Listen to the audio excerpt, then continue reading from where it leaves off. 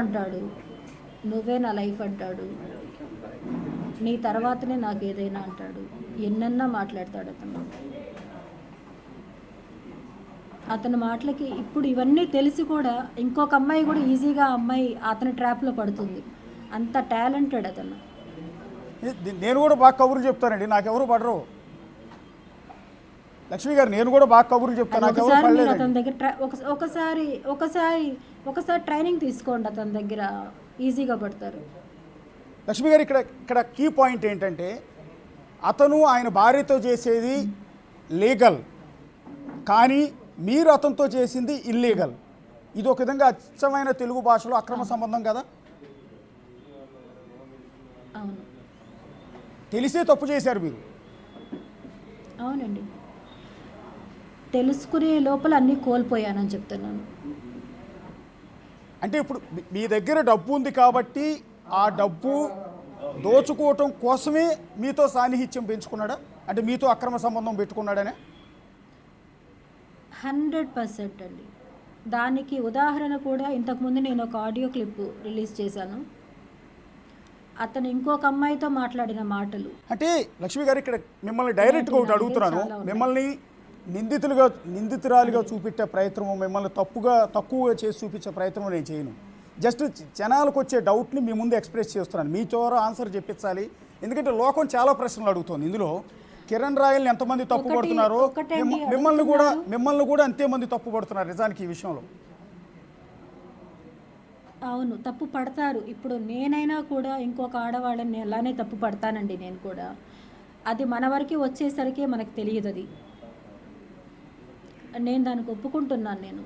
నేను చేసింది పొరపాటే. నేను నా పిల్లలకు అన్యాయం చేశాను. నేను నా పిల్లలకి కుటుంబాన్ని దూరం చేశాను. నేను కేవలం అతన్ని నమ్మి నా కుటుంబాన్ని పిల్లలకి దూరం చేశాను. నేను ఈరోజు నా పిల్లలకి ఎవరు లేని అనాథల్లాగా మిగిలిపోయారు నా పిల్లలు. మొత్తం ఎంత మేర తీసుకుని ఉంటాడండి టోటల్గా మీ దగ్గర? 1,20,00,000 అండి.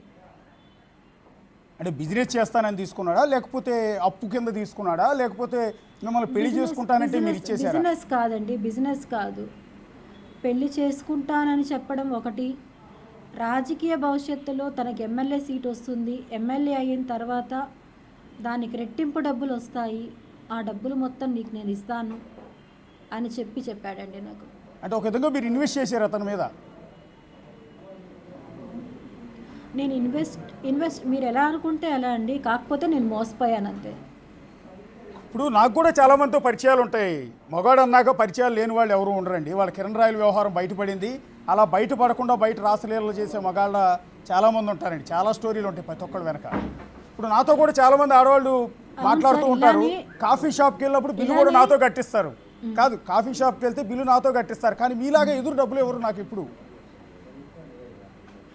లేదు సార్, కిరణ్ రాయలతో పరిచయం ఉండే వాళ్ళంతా కూడా ఎదురుగానే ఇస్తారు సార్.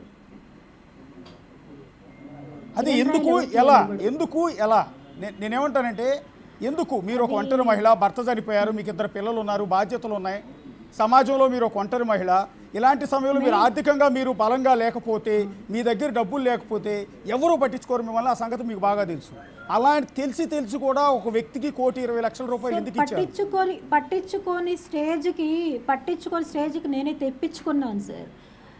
ఎందుకంటే అతని వల్ల నేను కుటుంబాలను కోల్పోయాను. మాది చాలా పెద్ద కుటుంబం, మాది గౌరవమైన కుటుంబం. నేను చెప్పాలంటే ఒక చీడ పురుగులాగానే అయ్యాను నేను, ఫ్యాక్ట్గా చెప్తున్నాను. నేను నాలాగా ఇంకొక మహిళ అవ్వకూడదని చెప్పే నేను బయట వచ్చాను. ఇప్పటికన్నా తెలుసుకుంటారు మహిళలు అని చెప్పే నేను బయట వస్తున్నాను. నా పిల్లల కోసం నేను పోరాటం చేస్తున్నాను.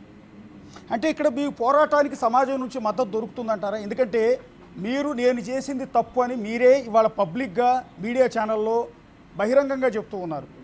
సో మీరు చేసింది తప్పు అయినప్పుడు వాళ్ళు చెప్పడం కాదండి. ఎస్, మీరు చేసింది తప్పు అయినప్పుడు అవతల వ్యక్తులు చేసింది తప్పు ఎలా అవుతుంది? సో మీది 50%, అంటే 2 చేతులు గలవుందే చప్పట్లు కొట్టడం సాధ్యం కాదు. సో ఇటు మీ వైపు నుంచి ఎంత తప్పు ఉందో కిరణ్ రాయల వైపు నుంచి అంతే తప్పు. మీరు ఇక్కడ అంటున్నారు కిరణ్ రాయల్ది అంతే తప్పు ఉంది అనేసి. నేను కిరణ్ రాయల్ దగ్గర ₹1 తీసుకోలేదండి. కిరణ్ రాయల్ నాకు ఒక రోజు భోజనం పెట్టలేదండి. కిరణ్ రాయల్ ఈరోజు లగ్జరీగా తిరుగుతున్నాడు అంటే దానికి కారణం నేను పెట్టిన భిక్ష అతనికి.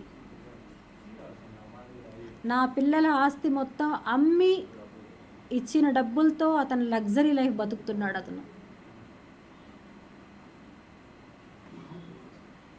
ఇది ఏ విధంగా అండి? నేను మోసపోయాను, నేను ఒప్పుకుంటున్నాను నేను మోసపోయాను అనేసి. అతన్ని రమ్మని చెప్పండి, ఓపెన్గా మాట్లాడమని చెప్పండి అతన్ని.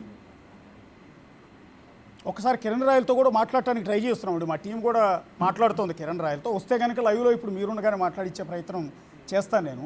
కానీ నేను అంటున్న సూటిగా ప్రశ్న అండి, సొసైటీ నుంచి మీ స్నేహితుల నుంచి మీ బంధువుల నుంచి వచ్చే ప్రశ్నని వాళ్ళు బహిరంగంగా అడుగుతూ ఉన్నాను నేను. మీరు తప్పు చేశారు, మీరు ఒక విధంగా బాధ్యత మరిచారు. ఇద్దరు పిల్లలు, ఆడపిల్లలు అండి మగపిల్లలు అండి మీకు? మగపిల్లలు. ఇద్దరు మగపిల్లలు ఉన్నారు. మీరు ఆ డబ్బులన్నీ మీ ఆస్తి మీ భర్త పోయిన తర్వాత మీ బిడ్డల్ని బాగా చదివించాలి, మీ బిడ్డలు బాగా ఉన్నత స్థాయికి తీసుకువెళ్ళాలి, దానికోసం ప్రయత్నం మాని ఇంకొక మగవాడి వెంట పడటం, అతను వల్ల వేసుకున్నాడా, మీరు అతను వల్ల పడ్డారా అనేది సొసైటీ నమ్మదు. నేను పడలేదు. ఓకే, అతను బెదిరించాడు. ఆ బెదిరింపు కాల్స్ అన్నీ కూడా నేను రికార్డ్స్ ఆల్రెడీ రిలీజ్ చేశాను నేను. ఏమనండి, ఎందుకు బెదిరించాడు మిమ్మల్ని? నువ్వు ముందు ఇచ్చిన డబ్బులు రావాలంటే నేను ఇంకా పార్టీలో పొజిషన్లోకి రావాలి నేను. ఓకే, దానికి ఇప్పుడు డబ్బులు పెడితేనే నీ డబ్బులు నేను బ్యాక్ ఇవ్వగలుగుతాను అని నన్ను అతను బెదిరించాడు. ఆ తర్వాతనే నేను డబ్బులు ఇవ్వాల్సి వచ్చింది. ఇక్కడ కేవలం మీకు అతనికి మధ్య డబ్బులు ట్రాన్సాక్షన్ కూడా కాదు కదా, ఇల్లీగల్ ఎఫ్ఐఆర్ కూడా నడిచింది. పచ్చిగా మాట్లాడితే మీ ఇద్దరి మధ్య అక్రమ సంబంధం నడిచింది. మీరు అలా మాట్లాడితే నేను చెప్తున్నాను, మా వారు చనిపోయిన తర్వాత అతనికి నాకు ఎటువంటి కాంటాక్ట్ అనేది లేదు. ఓకే, కాల్స్లో మాట్లాడడం తప్ప. అతను మీటింగ్స్ ఉన్నప్పుడు నాతో పాటు నా పిల్లలు కూడా వచ్చేవాళ్ళండి బయట వెళ్ళినప్పుడు. ఓకే, తప్ప అతనికి నాకు ఎటువంటి రిలేషను లేదు. ఒక్కొక్క నిమిషం మా వాళ్ళు ఒక వీడియో ప్లే చేస్తారు, అన్నీ అయిపోయాయి. ఒక వీడియో ప్లే చేస్తారు, మీరు రిలీజ్ చేసిన వీడియోని. మీరు రిలీజ్ చేసిందో మీ వాళ్ళ ద్వారా వచ్చిందో కానీ ఒక వీడియో ప్లే చేస్తాను. ఒక్కసారి ఆ కిరణ్ రాయల్ చైన్ వేసే వీడియో, ఆయన మధ్య చైన్ వేసే వీడియో